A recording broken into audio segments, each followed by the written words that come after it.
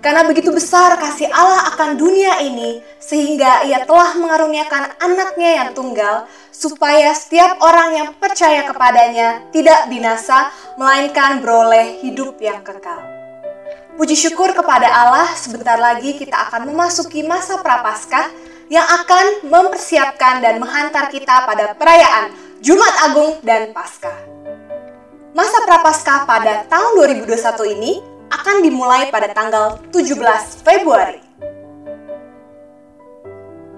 Serangkaian acara sudah dipersiapkan agar kita mendalami arti karya keselamatan Allah melalui kematian dan kebangkitan Yesus Kristus, melalui persekutuan doa hari Rabu yang akan membahas seri 7 dosa maut,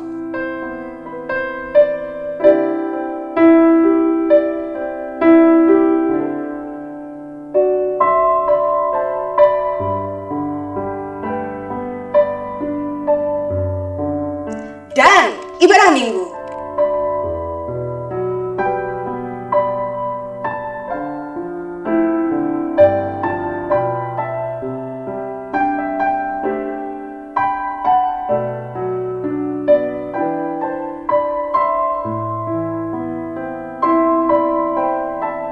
Mari kita siapkan diri dan hati kita menyambut Jumat Agung dan Paskah.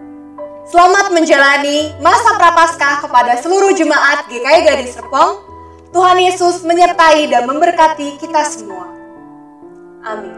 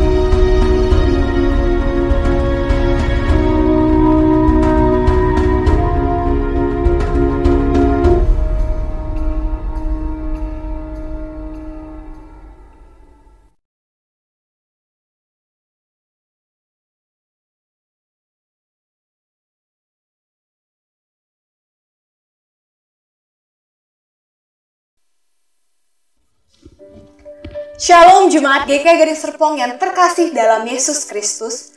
Karena begitu besar kasih Allah akan dunia ini, sehingga Ia telah mengaruniakan anaknya yang tunggal, supaya setiap orang yang percaya kepadanya tidak binasa, melainkan beroleh hidup yang kekal.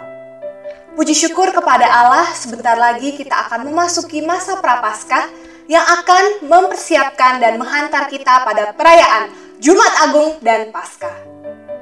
Masa Prapaskah pada tahun 2021 ini akan dimulai pada tanggal 17 Februari.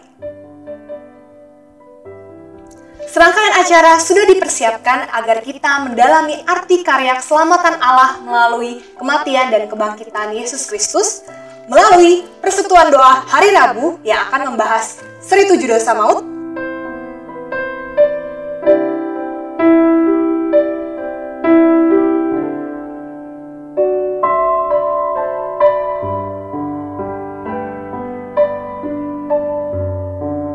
dan ibadah minggu.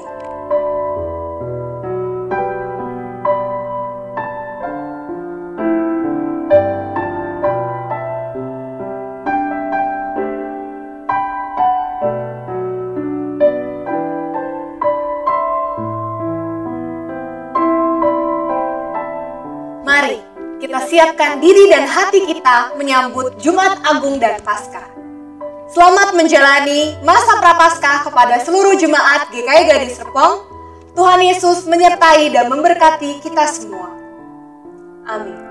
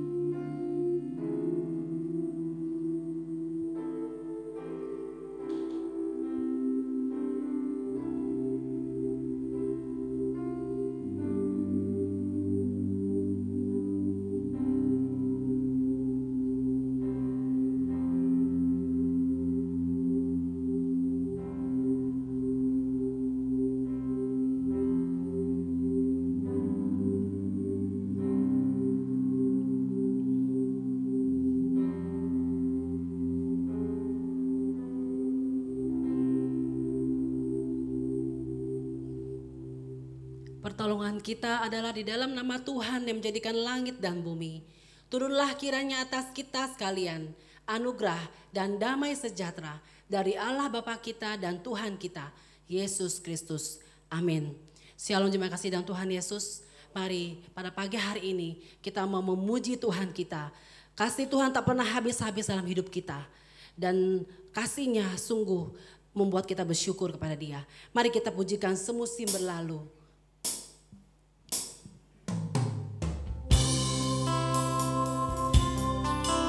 Semusim berlalu, namun Tuhan selalu pelihara kita.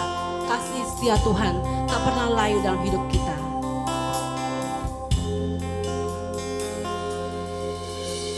Semusim berlalu, namun Kau selalu peliharaku. Kasih dan setiamu tak pernah layu di hidupku. Lebih luas dari samudra, kebaikan-Mu Bapa takkan habis di hidupku. Lebih tinggi dari cakrawala, tak terbatas kasih-Mu. Sungguh, mari katakan sekali lagi, semusim berlalu, namun Kau selalu pelihara.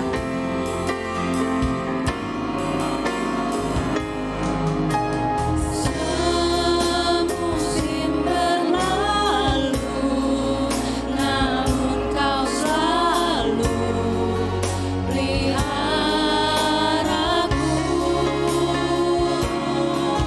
Kasih dan setia-Mu tak pernah layu di hidupku.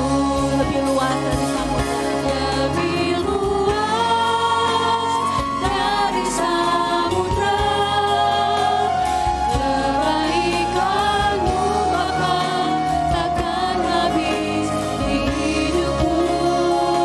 Lebih tinggi dari cakrawala, tak terbatas kasih-Mu. Katakan sekali lagi, lebih luas dari samudra, kebaikan-Mu Bapa. Lebih luas dari samudra, kebaikan-Mu Bapa takkan habis di hidupku. Lebih tinggi dari cakrawala, tak terbatas kasih-Mu. Sungguh tak terbatas kasih-Mu, sungguh ku bersyukur. Tak terbatas kasih-Mu, sungguh. Katakan sekali lagi, tak terbatas kasih-Mu, sungguh ku bersyukur. Tak terbatas kasih-Mu, sungguh ku bersyukur.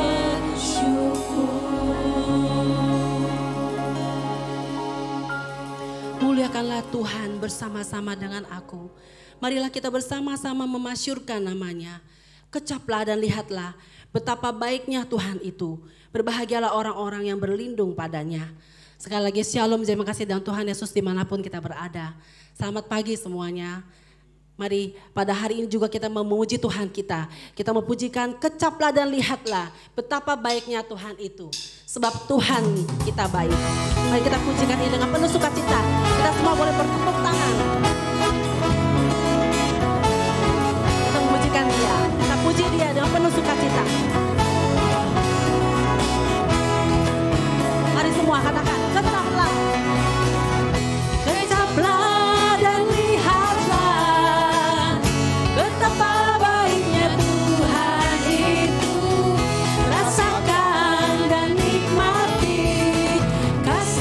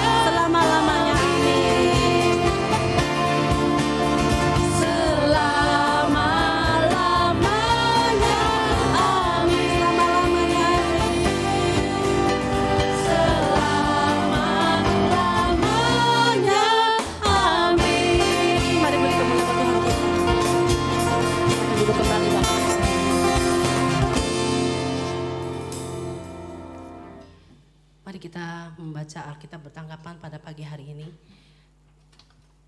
Dari ayat 18 sampai ke yang ke-22, 28 sampai dengan ke yang 32. Saja kita baca secara bergantian, dimulai dari saya terlebih dahulu. Sebab murka Allah nyata dari sorga atas segala kefasikan dan kelaliman manusia yang menindas kebenaran dengan kelaliman. Karena apa yang dapat mereka ketahui tentang Allah nyata bagi mereka, sebab Allah telah menyatakan kepada mereka.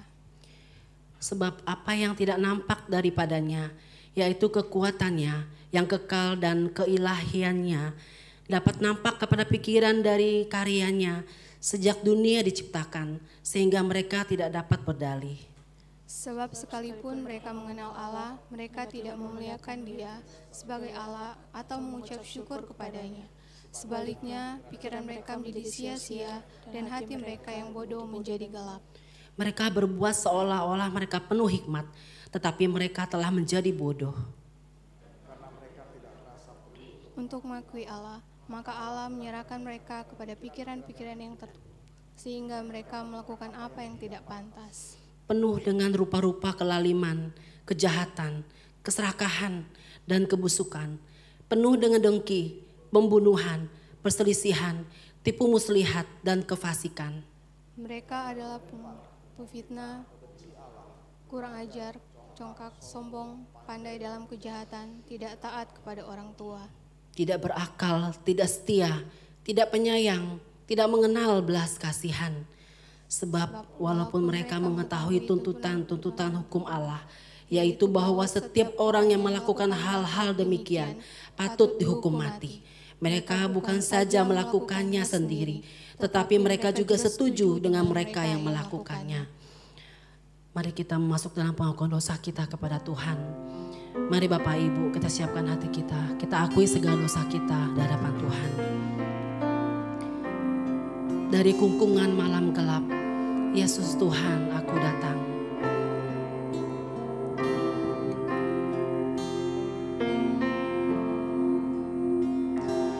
Dari kungkungan malam gelap, Yesus Tuhan, aku datang, masuk hidup cerah dan senang. Padamu ku datang.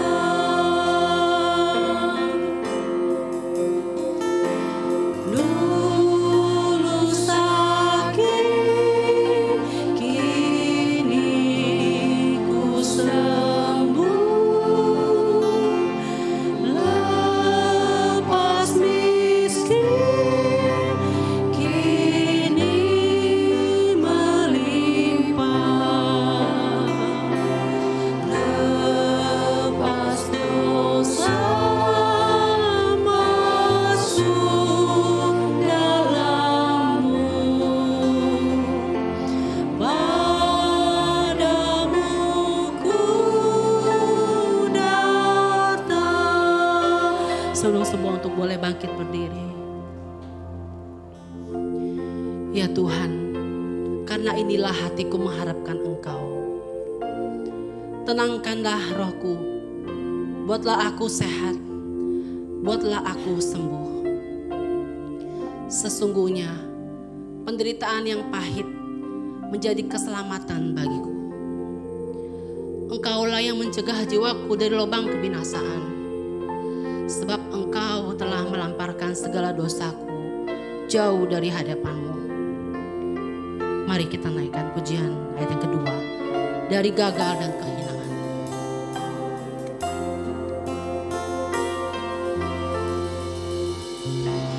Dari gagal dan kehinaan, Yesus Tuhan,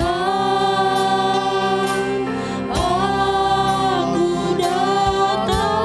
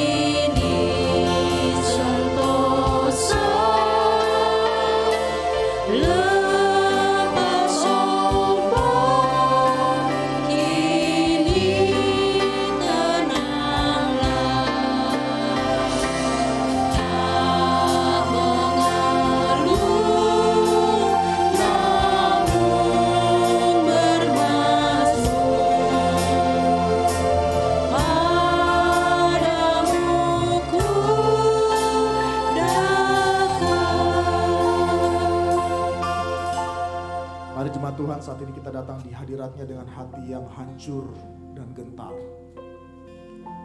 Kita datang di hadirat-Nya memohon ampun untuk setiap dosa-dosa yang telah kita lakukan di hadapan-Nya. Kita akui itu semua di hadapan Tuhan.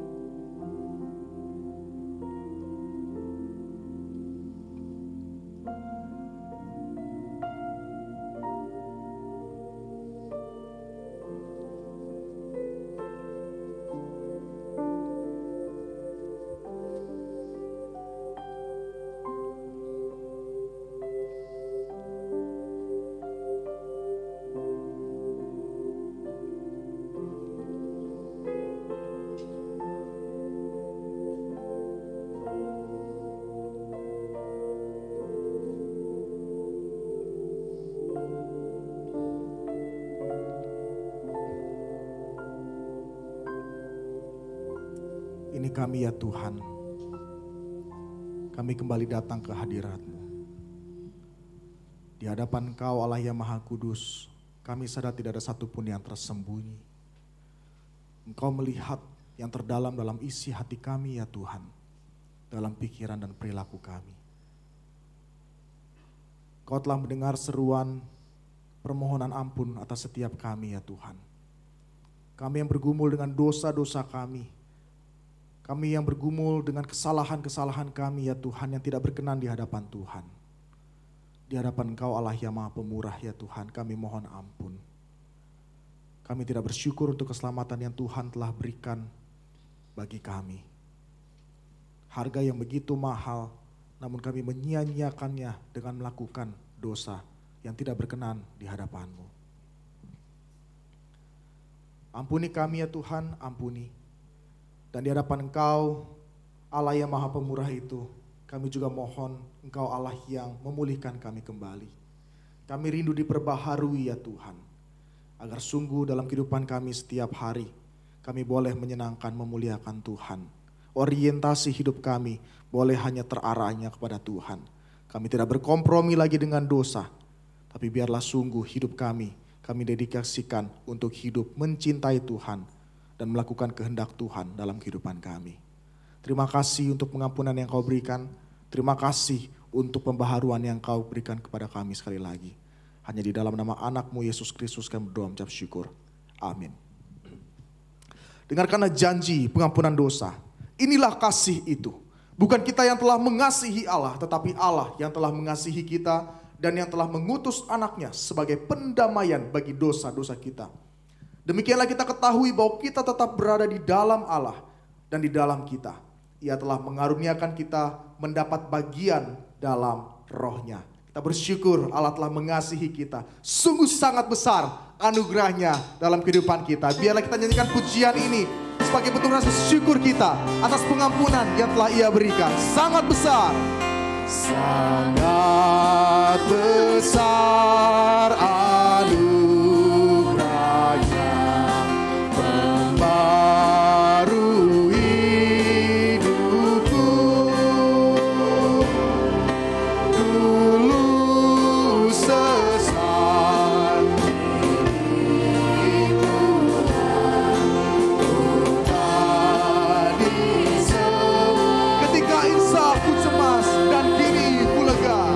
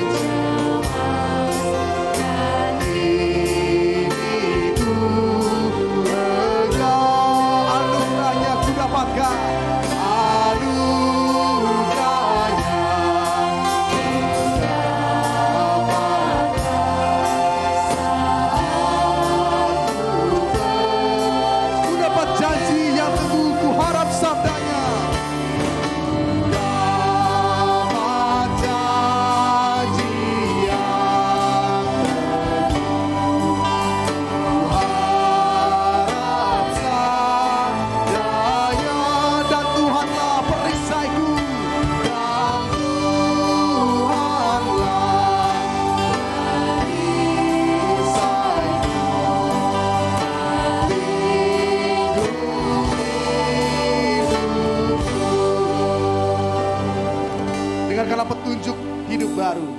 Jika kita berkata bahwa kita tidak berdosa, maka kita menipu diri kita sendiri dan kebenaran tidak ada di dalam kita. Jika kita mengaku dosa kita, maka Ia adalah setia dan adil, sehingga Ia akan mengampuni segala dosa kita dan menyucikan kita dari segala kejahatan. Mari bersama dengan gereja di segala abad, di segala tempat, kita bersama-sama mengikrarkan pengakuan iman rasuli yang berbunyi demikian. Aku percaya kepada Allah, Bapa yang Maha Kuasa, Khalik langit dan bumi, dan kepada Yesus Kristus, Anaknya yang tunggal Tuhan kita, yang dikandung daripada Roh Kudus, lahir dari anak darah Maria, yang menderita sengsara di bawah pemerintahan Pontius Pilatus, disalibkan, mati dan dikuburkan, turun ke dalam kerajaan maut, pada hari yang ketiga bangkit pula dari antara orang mati, naik ke sorga, duduk di sebelah kanan Allah, Bapa yang Maha Kuasa, dan dari sana Ia akan datang untuk menghakimi orang yang hidup dan yang mati. Aku percaya kepada Roh Kudus, gereja yang kudus dan am, persekutuan orang kudus, pengampunan dosa, kebangkitan tubuh dan hidup yang kekal. Amin. Silakan duduk kembali Bapak Ibu sekalian.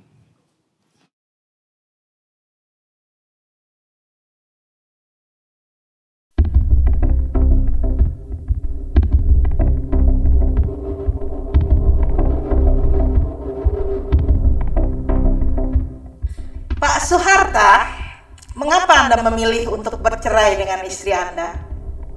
Bukan bercerai, tetapi memilih untuk tidak bersama, untuk kebaikan bersama. Sepertinya Anda tidak setuju dengan kata perceraian. Gak ada suami istri yang ingin berpisah itu, gak ada. Menikah itu proses terus-menerus yang harus dijalani, dan ketika seseorang sudah memilih untuk menyerah dan keluar dari proses tersebut, ya bisa apa? Kami sudah berusaha menyatukan langkah, tetapi nggak bisa.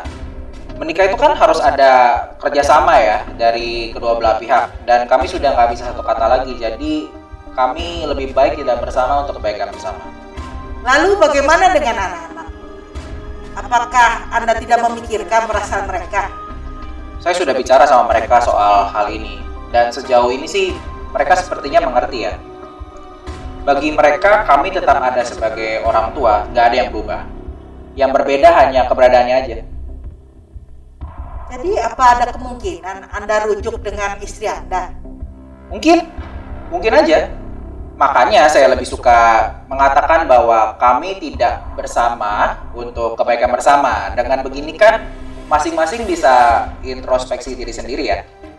Saya yakin segala sesuatu itu terjadi atas izin Tuhan. Jadi kalau sekarang kami harus begini ya, jalani aja. Segala sesuatu kan bisa dibuat Allah menjadi kebaikan ya. Saya meyakini hal itu. Apakah ini suatu pembenaran diri? Bukan pembenaran diri. Tapi melihat dan memaklumi kenyataan yang ada. Kalau kita lihat zaman sekarang ini kan banyak pasangan Kristen yang memilih untuk berpisah tuh. Dan kita nggak bisa memungkiri hal itu. Karena kita manusia selalu berharap hal yang terbaik terjadi sama kita. Cuma kan hidup nggak seindah yang selalu kita inginkan tuh. Makanya manusia memilih untuk yang mereka inginkan dan yang terbaik itu wajar dan manusiawi. Jadi ya jalani aja lah. Kita lihat gimana nantinya.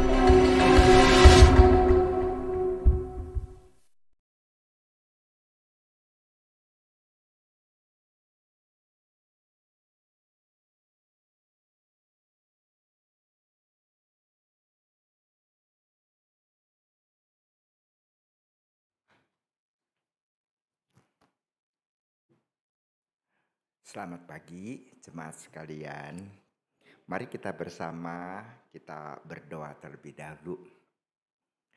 Bapa kami dalam surga, kami ingin menyerahkan kebaktian kami pada hari ini ke dalam tangan Tuhan.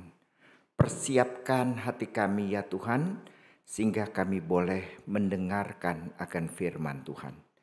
Supaya firman Tuhan berbicara kepada kami, pribadi lepas pribadi, sehingga kami boleh hidup seturut dengan kehendak Tuhan, berkenan kepada Tuhan, sehingga kami boleh tegak berdiri di hadapan hadirat Tuhan. Kami serahkan waktu ini ke dalam tangan Tuhan. Dalam nama Tuhan Yesus kami berdoa. Amin. Mari kita membaca satu bagian daripada firman Tuhan. Kita akan melihat dari 1 Petrus pasal yang pertama. Kita akan membaca ayat 15 sampai dengan ayat 16 saja. 1 Petrus pasal yang pertama ayat 15 sampai dengan ayat 16. Demikian firman Tuhan. Tetapi hendaklah kamu menjadi kudus di dalam seluruh hidupmu, sama seperti Dia yang kudus yang telah memanggil kamu, sebab ada tertulis, kuduslah kamu sebab aku kudus.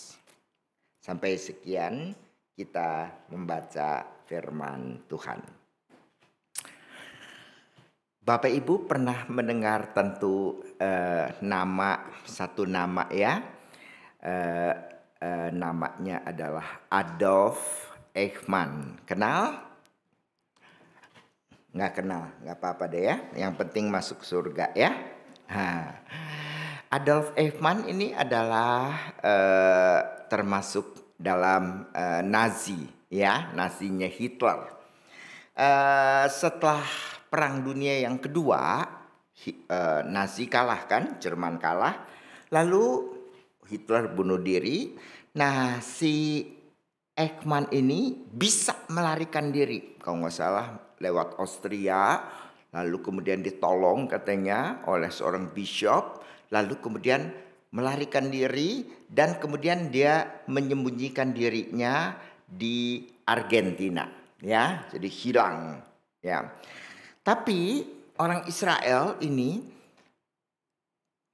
tidak berdiam diri. Karena Adolf Eichmann ini adalah orang yang paling bertanggung jawab di dalam pembunuhan daripada 6 juta orang Yahudi di dalam kamp-kamp konsentrasi.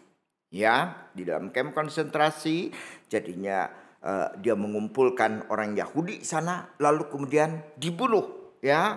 Wah, kalau Bapak Ibu mendapat kesempatan pergi ke Jerman ya atau di Austria itu di Auschwitz itu yang paling terkenal ya, kita melihat bagaimana kamp konsentrasi itu merupakan sesuatu yang sangat mengerikan ya, bagaimana nyawa manusia itu kayak ayam aja begitu kan ya. Nah, lalu kemudian tentu Israel tidak berdiam diri dan dia pengen menangkap daripada Eichmann ini karena dia terlibat dalam 6 juta orang Yahudi, ya.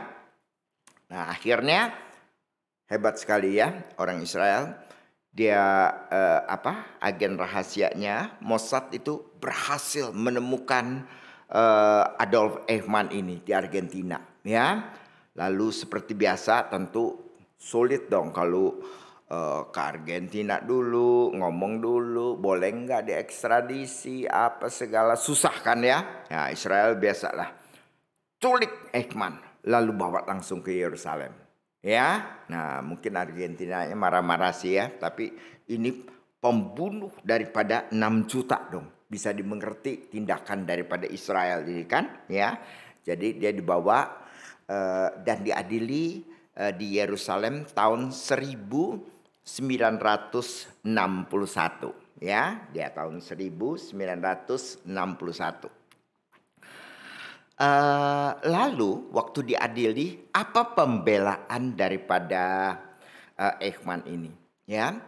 Waktu pembelaan terhadap dirinya, dia mengatakan ya, apa yang dia lakukan itu bukan pembunuhan ya.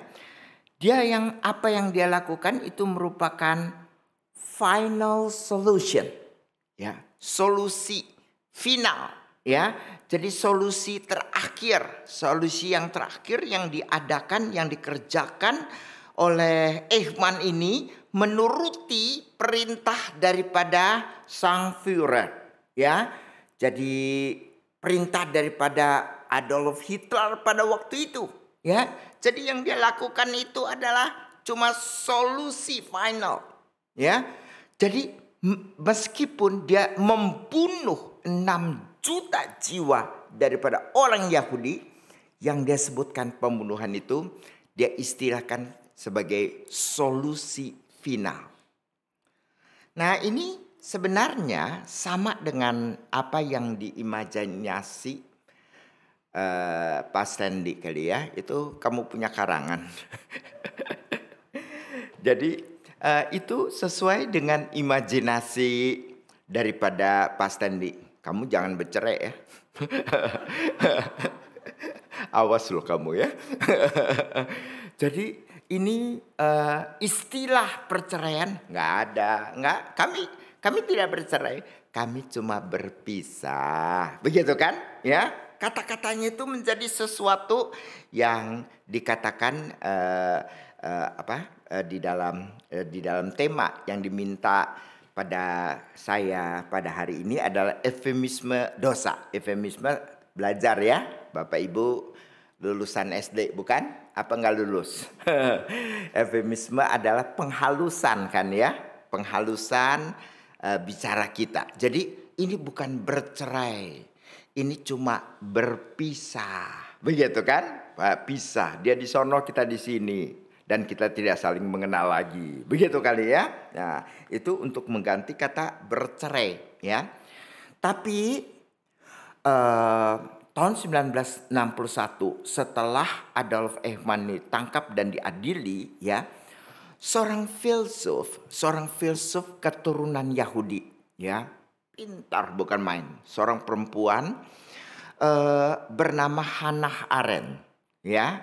Hannah Arendt ini adalah murid dari Martin Heidegger ya. Bukan Pak Martin ya. Ini Martin Heidegger ya. Nah, jadi si Hannah Arendt ini meskipun dia orang Yahudi tapi dia agnostik. Biasanya mestinya meskipun sekali dia orang Yahudi tapi mestinya percaya Tuhan dong ya. Tapi ini agnostik nih, udah terlalu lama di Jerman kan ya, tapi dia kemudian juga berhasil diselamatkan lalu pergi ke Amerika ya. Kalau enggak dia juga pasti menjadi korban dari kamp konsentrasi ya daripada Eichmann. Nah, dia bisa ke Amerika, dia selamat. Lalu waktu pengadilan ini dia pengen menyelidiki ya, dia penasaran ini ya. Kenapa ada orang bisa membunuh 6 juta jiwa tanpa merasa bersalah? Ya, kenapa ini? Ya. Nah, lalu dia pergi ke Yerusalem sana, dia mengikuti, dia ketemu barangkali dengan Adolf Eichmann ini, begitu kan? Ya.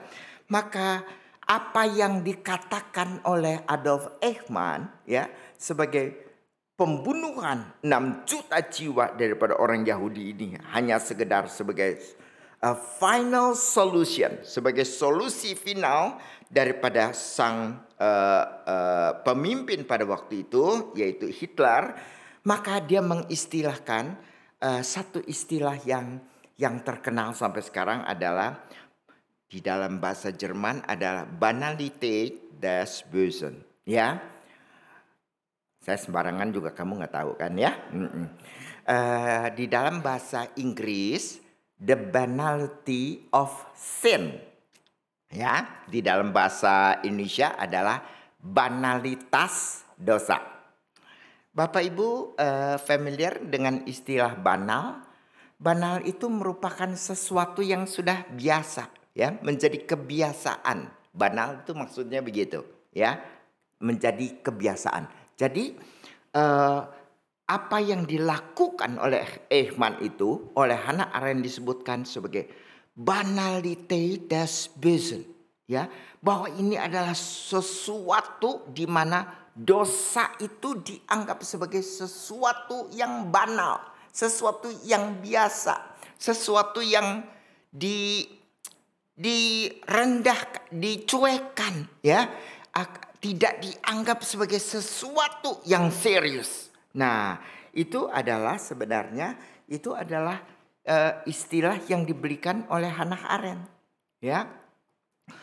Orang pengen tahu, ya, kenapa orang bisa membunuh 6 juta jiwa tanpa merasa bersalah. Kenapa sih? Kenapa bisa membunuh 6 juta jiwa, ya?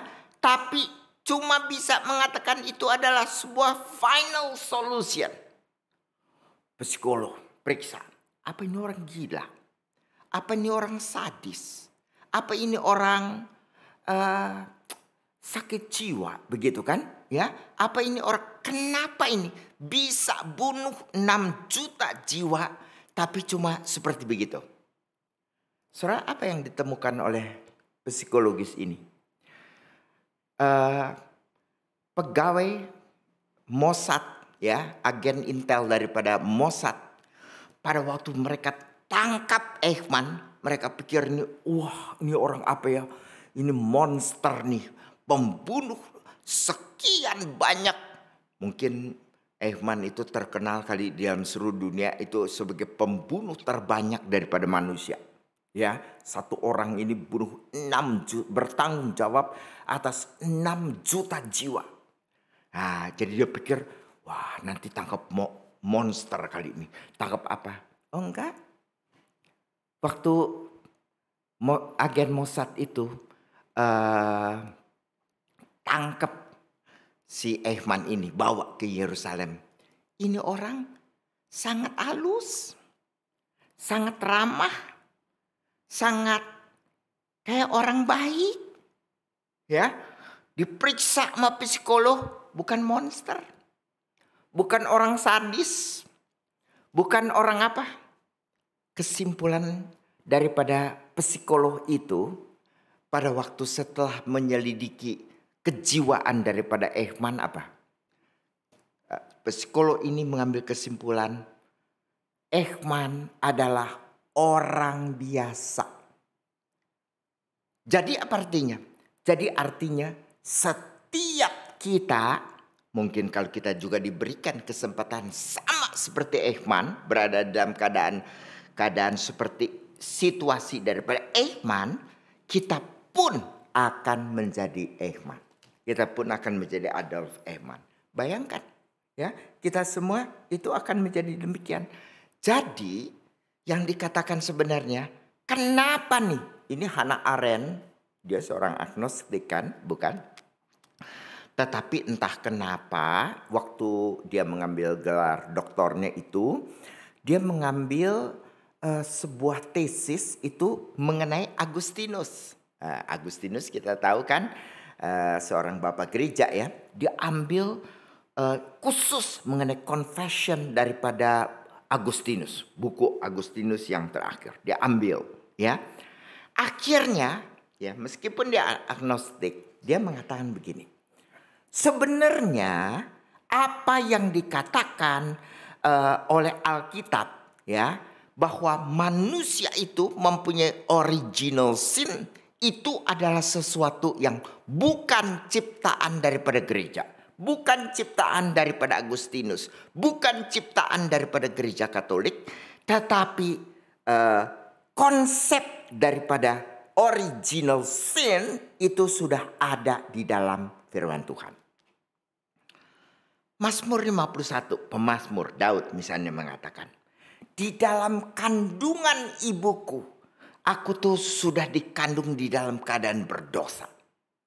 Jadi kita ini memang sudah mempunyai original sin, the original sin, ya, bahwa kita mempunyai dosa asal, kita mempunyai genus di mana kita waktu dilahirkan pun kita ini adalah manusia yang berdosa. Sehingga itulah sebabnya every one of us, setiap kita bisa menjadi Adolf Eichmann. Bisa. Cuma kalian tidak mendapat kesempatan.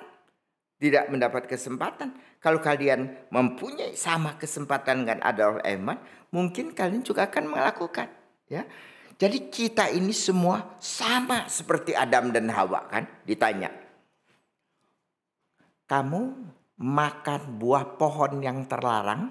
Nah, jadi setelah mereka makan buah pohon, Adam dan Hawa makan buah pohon yang terlarang itu, lalu Tuhan kemudian menjumpai Adam ini, kemudian bertanya, bukan?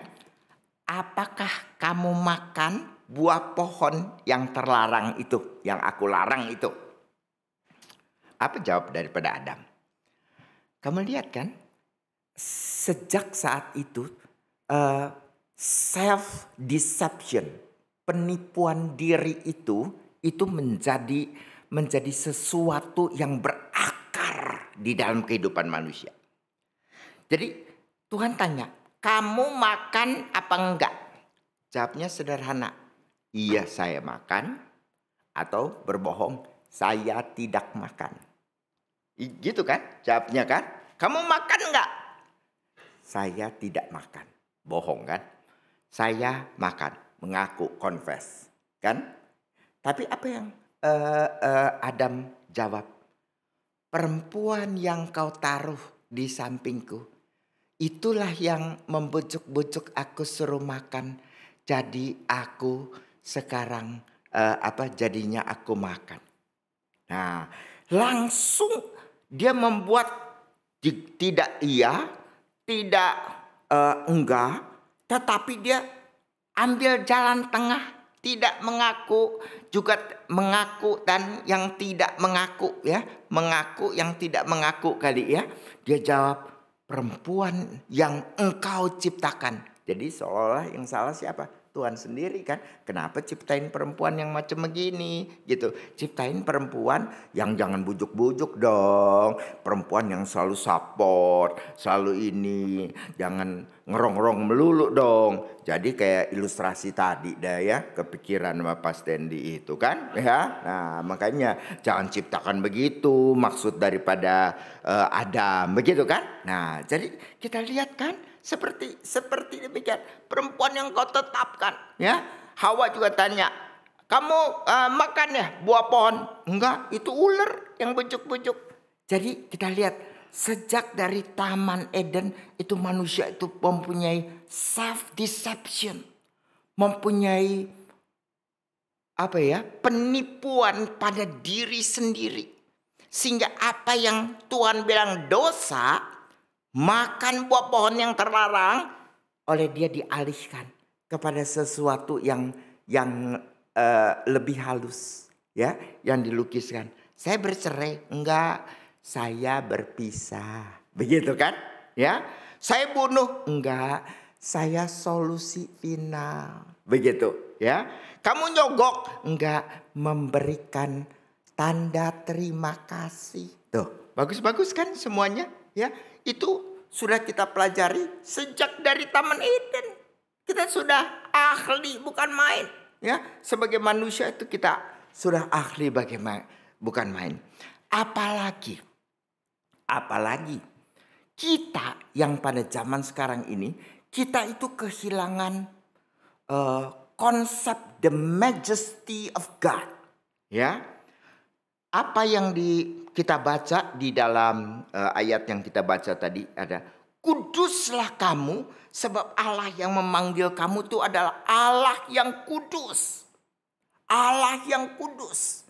Tetapi kekudusan Allah, the majesty of God, itu merupakan sesuatu yang menjadi degradasi di dalam zaman kita yang sudah sekuler ini. Ya, kita masuk, kita duduk ya, terutama kita di dalam gereja Protestan ya. Gereja Katolik lebih mistik, artinya lebih ada sesuatu yang tidak terjelaskan, membuat kita menjadi kecil, membuat kita jadi merasakan keagungan daripada Tuhan ya. Kalau kita di sini merasa seperti sebuah gedung yang lagi pesta, lagi mewah ya. Seperti gedung ballroom, cuma kurang gede. Begitu kali ya. Nah, sama makanannya kurang ada. Begitu kan? Ya. Nah, kita masuk ke situ. Tapi kalau ke gereja Katolik, wah, lofty, agung. Ya. Sampai sekarang meskipun mereka dengan arsitektur modern, ya. Wah, kita masuk ke dalam itu, kita rasakan suatu suasana yang mistis. Begitu ya. Sesuatu suasana yang bukan main, begitu kan, waktu kita masuk ke gereja. Tapi kita di gereja Protestan enggak. Sangat kurang sekali konsep the majesty of God. Ya, sangat kurang sekali. Sehingga akibatnya kata para ahli jelas mengucapkannya bahwa kita ini sebagai orang-orang yang kekurangan konsep daripada Allah yang kudus itu membuat kita kemudian menjadi evil di dalam gereja. Membuat kita itu kejahatan itu sebenarnya justru banyak di dalam gereja. Justru adanya di mana? Di dalam gereja. Tuhan itu paling dihinakan di mana? Oleh gereja. Tuhan paling dihinakan oleh gereja. Padahal kalau kita pikir Alkitab misalnya dalam Yesaya pasal 6 bukan? Di dalam Alkitab itu kuduslah Tuhan. Ya, 3 kali kan? Holy. Kudus. Suci. Alkitab itu menekankan itu. Suci. Ya, Alkitab itu. Sehingga kita sendiri udah bosen kali ya lagunya. Suci. Bosen kita. Kayak dulu setiap habis ngaku dosa kalau nggak salah.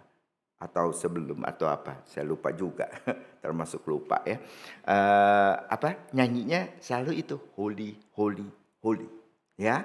Tapi ya kita nyanyinya udah menjadi sesuatu yang sekuler ya. Holy. Tanpa merasakan holy. Begitu kan? Ya, nyanyinya kurang. Tapi Alkitab tidak pernah misalnya menyebutkan love. Misalnya. Love.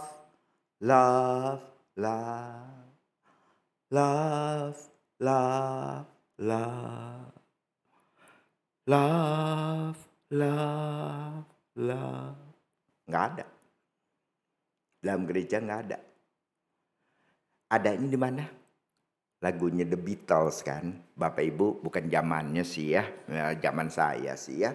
Tuh lagunya The Beatles. Wah, love. Tapi Alkitab enggak loh. Kudus. Enggak ada justice. Enggak ada. Kudus. Kita kehilangan sekarang the majesty of God.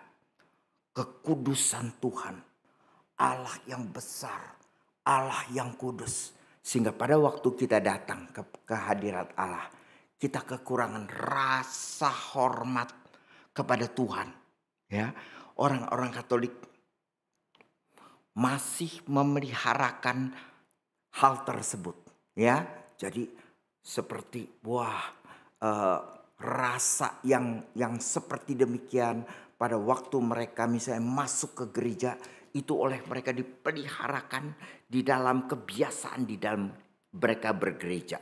Ya, jadi orang Katolik yang dulu mungkin ya, saya waktu kecil saya sekolah Katolik. Jadi kita nih masuk ke dalam gereja pakai air suci gitu.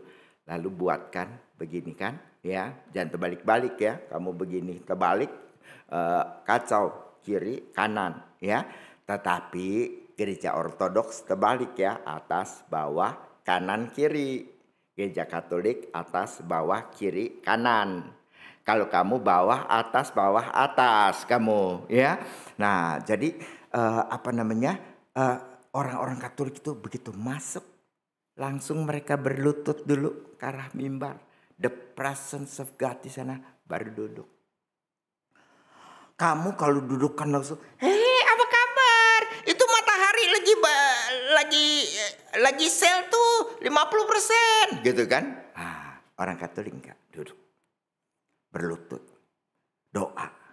Menghadap Allah yang kudus. Beda kan? Ya, sehingga pelan-pelan eufemisme dosa, penghalusan akan sikap dosa kita tanpa kita berani terang-terangan mengaku kepada Tuhan seperti tadi disebutkan. Jika kamu mengaku dosa-dosa kamu, maka Allah itu setia dan adil dan Dia akan mengampuni segala dosa kamu. Kenapa sih kita tidak jujur di hadapan Tuhan? Kenapa sih kita harus menghaluskan dosa kita? Mengurang-urangi istilah kita berdosa.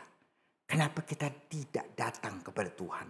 Ya, kenapa kita tidak datang kepada Allah yang kudus, Allah yang mengasihi kita sedemikian rupa, sehingga sungguh kita dapat sebenarnya dengan sungguh-sungguh di hadapan Tuhan, dengan jujur di hadapan Tuhan, dengan tidak usah melakukan penipuan diri sendiri dengan mengatakan inilah begitu, inilah begitu, inilah begitu, begitu seolah-olah kita mau membenarkan dosa kita.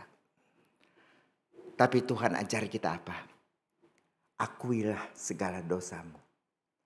Maka Tuhan itu setia dan adil dan Dia akan mengampuni segala dosa kita. Karena Dia mengasihi kita. Bapak Ibu, kita belajar untuk betul-betul mengakui kekudusan Tuhan di dalam kehidupan kita.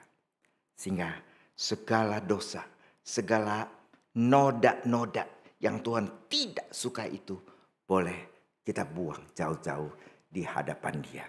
Dan dengan sungguh kita sebenarnya mengakui dosa kita. Kita sebenarnya setiap kali di dalam liturgi kita masih punya pengakuan dosa ya. Tapi pengakuan dosa kita itu lewat seiring berjalannya liturgi. Lewat-lewat aja. Begitu kan? Ya.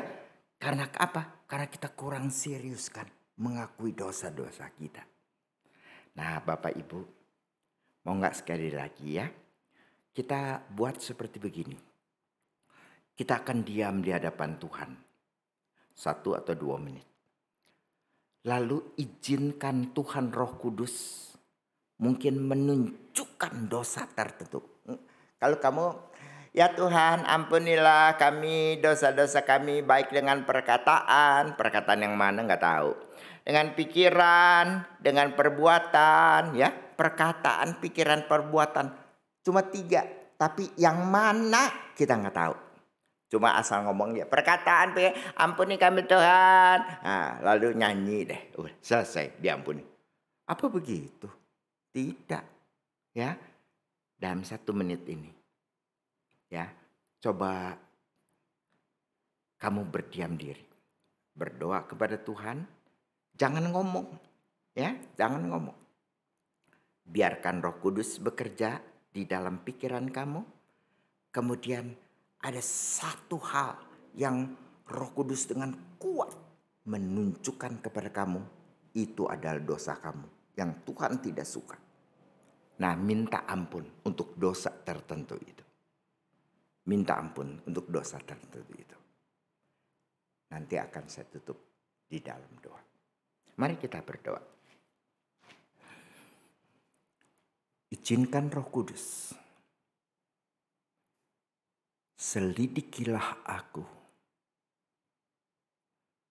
Biarlah Tuhan menunjukkan pikiran kita, perbuatan kita, perkataan kita yang mana secara khusus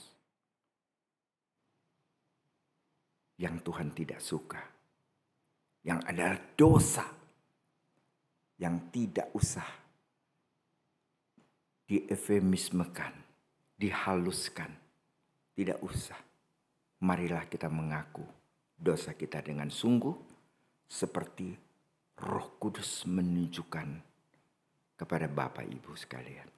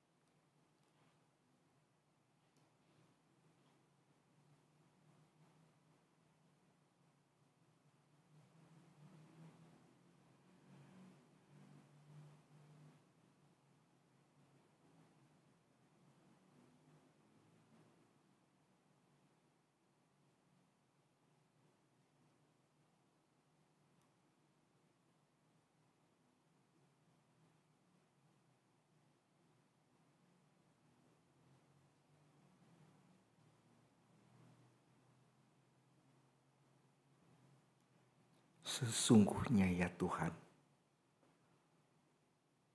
dalam kandungan ibuku, kami telah dikandung di dalam dosa.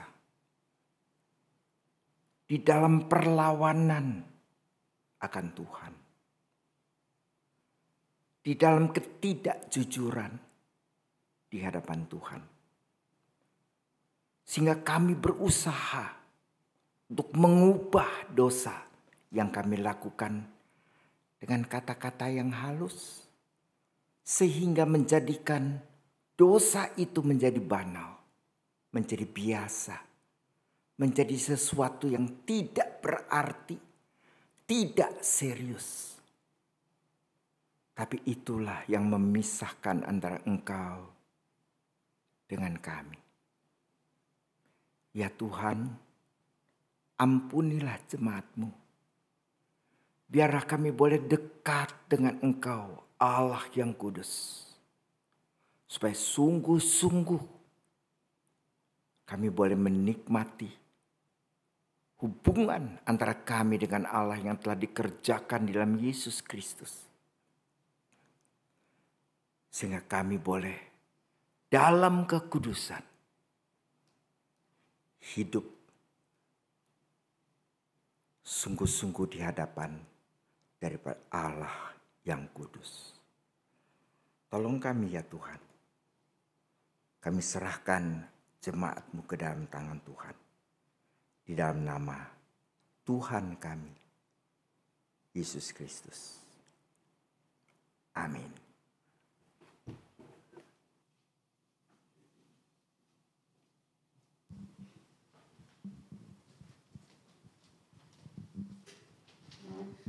Saudara yang kasih dalam Tuhan, saya percaya dalam sepanjang minggu ini kita sudah diberkati oleh Tuhan.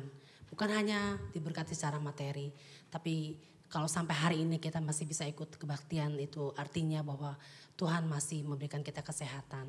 Tuhan masih memberkati kita berlimpah-limpah dengan anugerahnya. Mari kita mau memberikan persembahan terbaik kepada Tuhan. Seperti biasa, persembahan bisa diberikan melalui electronic payment. Ada QR code di layar TV Bapak Ibu semuanya, ataupun juga bisa transfer ke rekening GKY. Mari kita siapkan, kita mau pujikan. Selidiki aku.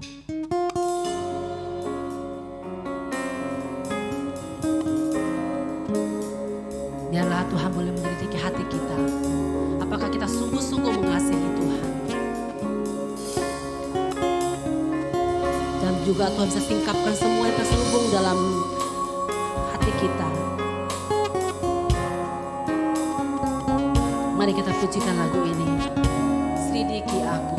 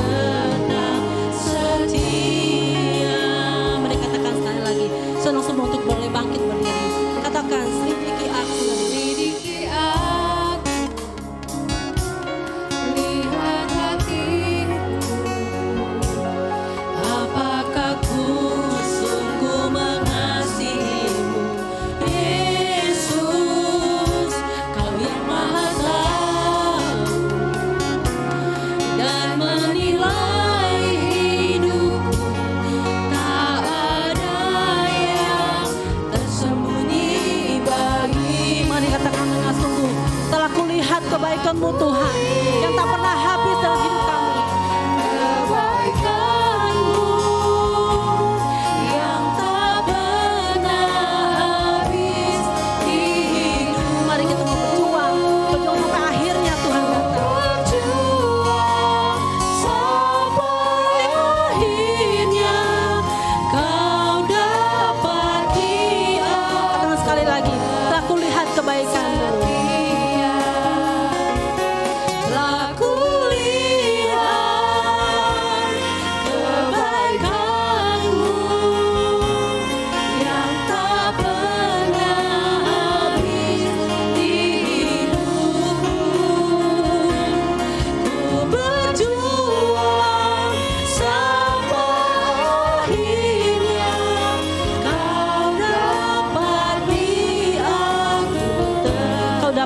Ku tetap setia. Kau dapati aku tetap setia. Katakan sekali lagi. Kau dapati aku tetap setia.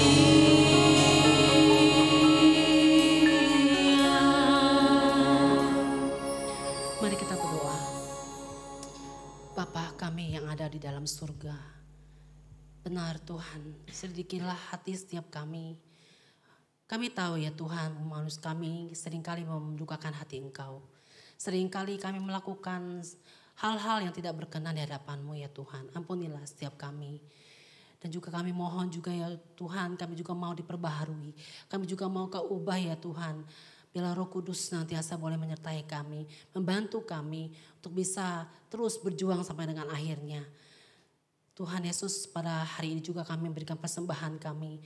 Kiranya persembahan ini sungguh-sungguh bisa berkenan di hadapan-Mu ya Tuhan. Sucikan dan kuduskan persembahan kami ini.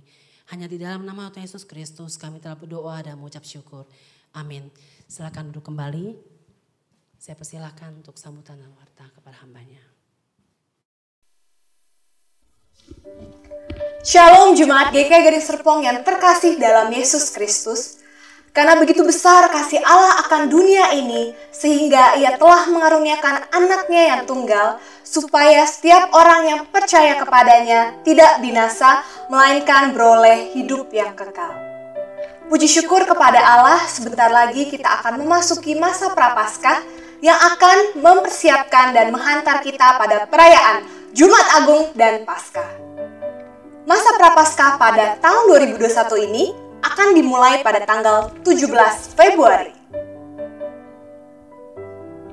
Serangkaian acara sudah dipersiapkan agar kita mendalami arti karya keselamatan Allah melalui kematian dan kebangkitan Yesus Kristus, melalui persekutuan doa hari Rabu yang akan membahas seri 7 dosa maut,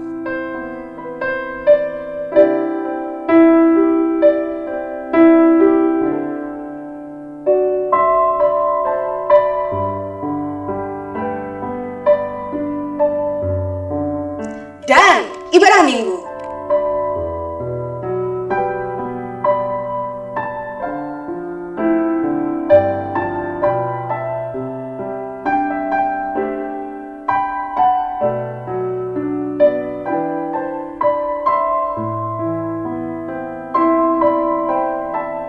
Mari kita siapkan diri dan hati kita menyambut Jumat Agung dan Paskah. Selamat menjalani masa Prapaskah kepada seluruh jemaat GKI Gading Serpong. Tuhan Yesus menyertai dan memberkati kita semua. Amin. Tuhan, kita sudah berada di minggu kedua di dalam masa Prapaskah. Kita kembali mempersiapkan diri untuk boleh memperingati akan karya keselamatan Tuhan melalui pengorbanan Kristus di kayu salib. Sehingga kita boleh memperoleh keselamatan di dalam Dia.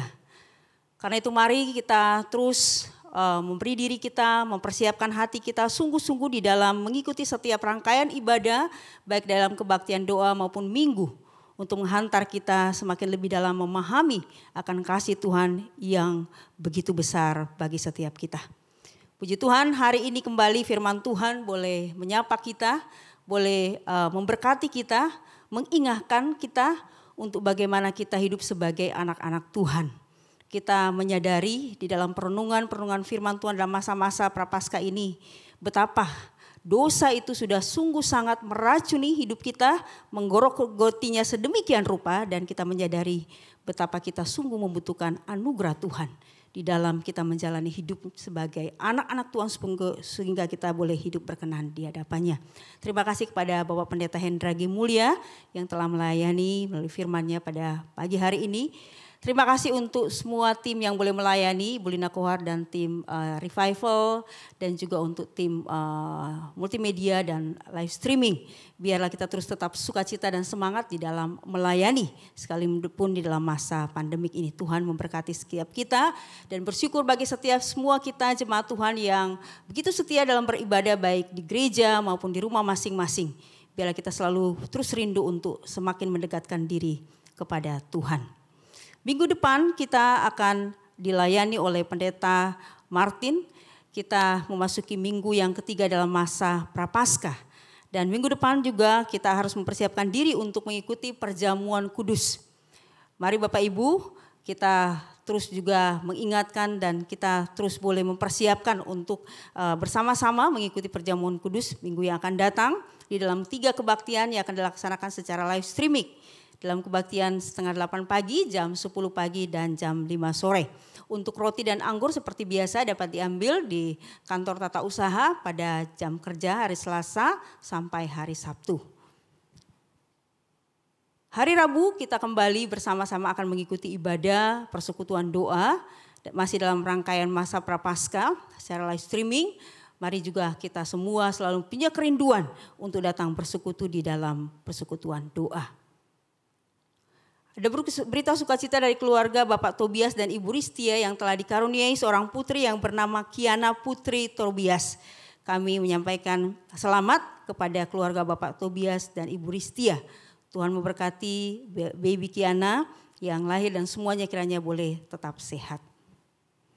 Saat ini mari kita mendengarkan akan pengarahan dari Bapak Ketua Majelis, Pak Tony Ruswandi, mengenai proses pemilihan untuk penatua anggota majelis.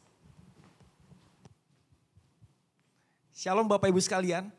Jadi memang ini semua GKY memasuki bulan April 2021. Kita semua akan mengadakan pemilihan penatua. Jadi memang ini peristiwa yang sangat penting buat kita semua anggota jemaat GKY.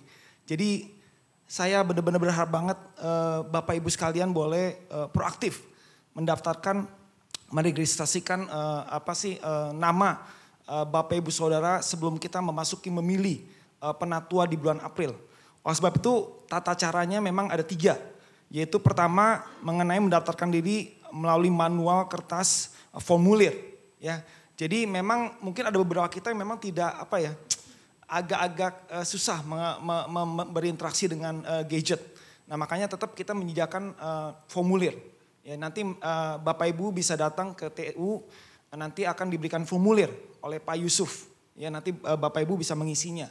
Tapi bagi Bapak Ibu Saudara yang merasa cukup familiar dengan pemakaian gadget, nah, kami harapkan Bapak Ibu bisa melalui website maupun application yang diinjek melalui install di handphone. Lanjut. Nah, ini yang tadi saya bilang formulir. Lanjut. Lalu yang kedua aplikasi, yang ketiga melalui website, ya. Jadi gky member.gkygds.org. Lanjut. Nah, jadi ini mekanisme voting yang akan saya jelaskan sebentar. Nah melalui website itu member.gkygds.org, jadi Bapak Ibu bisa lewat notebook ya, lewat apapun sebenarnya handphone juga bisa, tinggal masuk ke browser, ke alamat tersebut member.gkygds.org, lalu verifikasi, lalu akan muncul pop up, nanti Bapak Ibu ada nama, ada email, ada nomor handphone. Lanjut, nah di situ nanti 4 digit code akan dikirimkan via SMS, jadi 4 digit code itu masuk ke dalam aplikasi itu nanti akan disubmit, oke. Nah nanti akan diinfo data itu akan diisi di detail di GKY Gading Serpong di websitenya.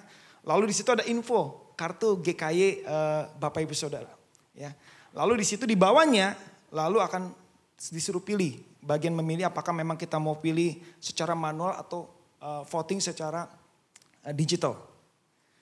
Nah jadi setelah kita udah milih metodenya, baru kita di situ akan dilihat Anda telah berhasil memilih metode pemilihan majelis GKY Gading Serpong. Nah itu melalui member gkygds.org. Nah ini melalui aplikasi yang mobile ya. Memang sekarang ini memang aplikasi yang dibuat itu memang baru Android. Jadi tidak berlaku buat iOS. Ya. Terus lalu kedua melalui beberapa kita coba tes memang untuk yang nomor smartphone. Itu mau gak mau kita mesti hubungi ke TU, nanti TU akan bantu. Karena nomor smartphone itu memang kebetulan di provider atau gimana saya nggak tahu ya. Jadi dia tidak bisa menerima application code-nya. Ya jadi makanya kenapa tetap harus lewat TU ya seperti itu ya. Jadi memang untuk Android jadi bukan iOS. Lalu Bapak Ibu bisa masuk ke handphone lalu menginstallnya lalu tinggal ikutin petunjuknya ya. Jadi sampai 100% baru kita open. Lanjut. Nah jadi nanti akan diselect, kita GKY mana di situ akan pilih select GKY. Tentu kita pilih GKY Gading Serpong, lalu nanti akan kita masuk username segala, password nanti tentu akan verify dulu sekali. Nah password to verify sama persis ketika kita masuk ke browser member.gkygds.org. Jadi ada nama, email, nomor handphone, lalu nanti kita submit. Nah nanti muncul 4 digit code lagi, seperti tadi ya. Baru nanti kita isi lagi, lalu sampai nanti ke nomor 16 kita masuk lagi, nanti kita ada tulisan welcome, GKY Mobile Application. Oke, lalu di nomor 19 nanti bicara mengenai kita mau change password atau enggak. Kalau memang nggak perlu ya nggak apa-apa ya. Lalu kita nanti akan bicara mengenai kita milih voting, mau manual atau e-voting. Ya. Nah setelah berhasil, nah sama nanti prosesnya seperti kayak lewat website, yaitu kita udah berhasil untuk pemilihan majelis GKY Gading Serpong. Oke, jadi sekali lagi saya mengimbau Bapak Ibu Saudara, mari kita proaktif memilih pengurus-pengurus kita yang memang kita doakan supaya memang Tuhan boleh menolong kita semua. GKY Gading Serpong kita mendapatkan pengurus-pengurus yang baik hati dan takut akan Tuhan untuk boleh melayani di rumah Tuhan, untuk boleh bersama-sama kita mengembangkan GKY Gading Serpong untuk semakin serupa dengan Tuhan dan boleh muliakan nama Tuhan. Tuhan memberkati kita semua. Amin.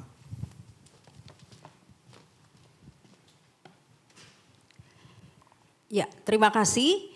Demikian cara untuk kita boleh mempersiapkan diri untuk pemilihan penatua anggota majelis Jemaat GKY Gading Serpong.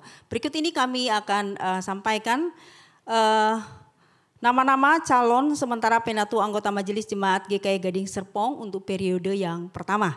Bapak Ibu Saudara yang dikasih Tuhan, Jemaat GKY Gading Serpong ini adalah merupakan kali pertama di dalam memilih penatua anggota majelis. Mari kita melihat masing-masing calon, ada dari 25 calon ya, puji Tuhan.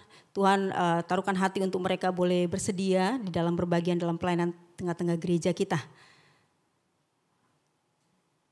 Kita bukan hanya melihat ya nama dan foto, tetapi mari kita juga mendoakan saudara-saudara kita ini supaya juga mereka juga siap hati untuk sungguh-sungguh di dalam melayani dalam pekerjaan Tuhan.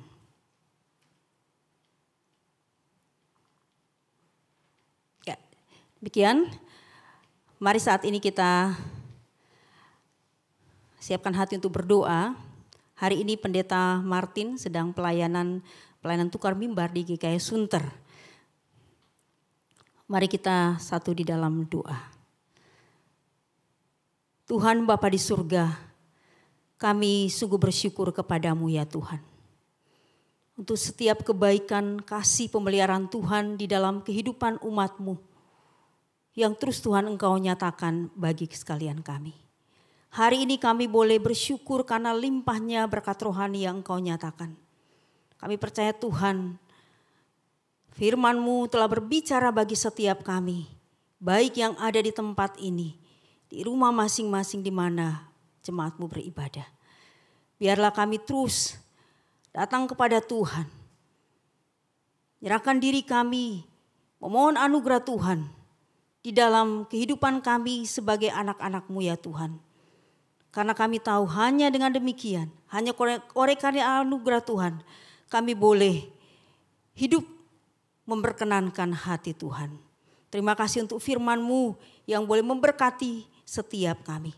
Tuhan, kami bersatu hati mau membawa bangsa dan negara kami Indonesia yang masih menghadapi berbagai persoalan, pandemi yang masih terus berlangsung. Kami berdoa memohon pertolongan-Mu ya Tuhan di dalam proses vaksin yang sedang dilaksanakan. Biarlah Tuhan juga pimpin semua dapat terlaksana dengan baik. Kami terus berdoa bagi pemimpin bangsa negara kami. Berikanlah hikmat, kemampuan di dalam menangani berbagai persoalan di tengah-tengah bangsa kami. Bangsa kami saat ini juga di masa kondisi saat ini juga ada beberapa daerah yang sering mengalami bencana alam. Tuhan kiranya juga mampukan supaya dalam penanganan bagi masyarakat yang terkena bencana ini juga dapat dilakukan dengan baik. Kami berdoa Tuhan mampukan pemerintah kami juga di dalam mengatasi persoalan dalam memulihkan ekonomi, stabilitas keamanan sosial seluruh bangsa ini ya Tuhan. Dan kami juga terus mau berdoa, masyarakat Indonesia juga semakin Tuhan tolong, semakin Tuhan berkati di dalam kehidupannya. Tuhan, kami juga terus bersyukur untuk gereja-Mu. Sekalipun di masa-masa pandemi ini masih tetap Tuhan juga berkenan untuk boleh melayani. Tuhan, kami bersyukur untuk setiap pelayan-pelayan Tuhan yang begitu setia dan sukacita di dalam melayani. Tuhan, tambahkan kerinduan untuk memberikan yang terbaik melalui pelayanan. Kesempatan yang Tuhan masih beri untuk kami syukuri dengan terus bergiat bekerja buat Tuhan. Kami juga terus mau berdoa Tuhan bagi setiap jemaat kami. Tuhan, terus berikanlah topangan-Mu, kekuatan-Mu. Begitu banyak persoalan yang dihadapi, masalah kesehatan. Tuhan, kiranya juga yang boleh menolong bagi setiap jemaat-Mu yang saat ini sungguh bergumul dengan kondisi kesehatan mereka. Sakit penyakit yang dialami apapun itu juga ya Tuhan. Tuhan jamah, Tuhan sembuhkan mereka. Kami berdoa juga untuk mereka yang bergumul dengan masalah ekonomi. Masalah di dalam relasi, di dalam hubungan keluarga. Masalah di dalam tanggung jawab sebagai orang tua dalam mendidik, membimbing anak-anak. Dan berbagai persoalan-persoalan hidup hari-hari yang dihadapi oleh jemaat-Mu. Tuhan, kuatkan dan topanglah. Biarlah setiap jemaat-Mu terus juga senantiasa mengandalkan Tuhan di dalam setiap pergumulan mereka. Kami juga terus secara khusus berdoa bagi setiap keluarga-keluarga. Oleh karena banyaknya pergumulan, banyaknya persoalan, sehingga relasi menjadi tidak berjalan dengan harmonis. Ya Tuhan, jamalah. Pulihkanlah setiap rumah tangga jemaat-Mu yang mungkin saat ini juga hampir kepada perceraian. Tuhan tolonglah, Tuhan berbelas kasihan.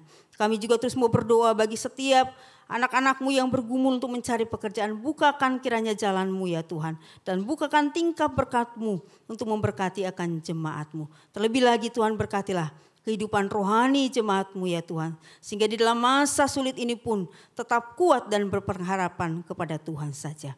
Ini doa permohonan kami, syukur kami Tuhan. Terpuji nama-Mu Tuhan. Hanya di dalam nama Tuhan kami Yesus Kristus kami berdoa dan bersyukur. Amin. Mari kita bangkit berdiri, kita pujikan doksologi, doa berkat oleh Pendeta Hendra. Puji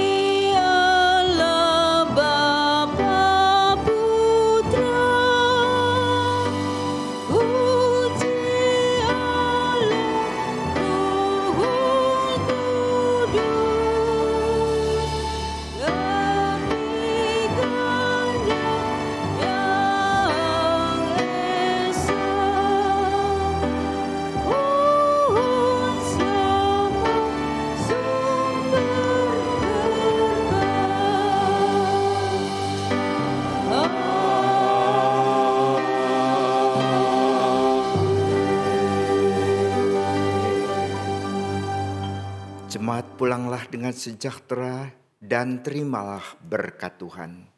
Kiranya kasih karunia daripada Tuhan kita Yesus Kristus, kasih daripada Allah Bapa, dan persekutuan dengan Roh Kudus menyertai kita dari sekarang sampai selama-lamanya. Amin.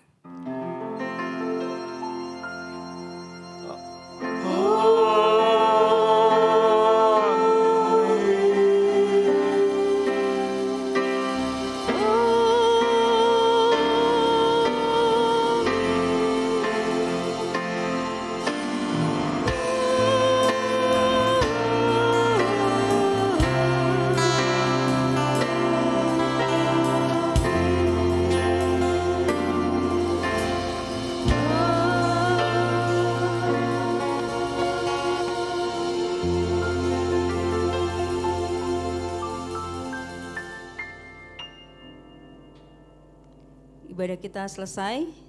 Tuhan memberkati kita sekalian.